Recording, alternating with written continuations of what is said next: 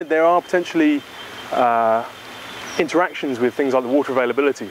So I said here in Panama that it's a very seasonal forest. Well, if we increase the CO2 concentration in the atmosphere that this plant is experiencing, then its water use efficiency, the amount of water it requires to fix a gram of carbon from the atmosphere, will increase. Its efficiency will increase, the amount of water it needs will reduce, which means that it leaves more water in the ground beneath us.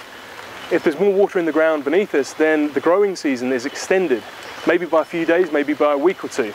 But by increasing that growing season, we'll actually see an increase in photosynthesis over the course of the whole year.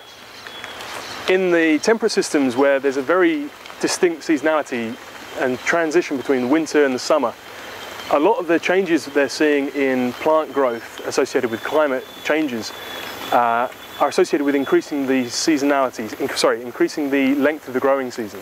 So the temperature rises that North America has been seeing and the resulting increase in biomass accumulation is associated with increasing that growth season by a few weeks or up to a few weeks.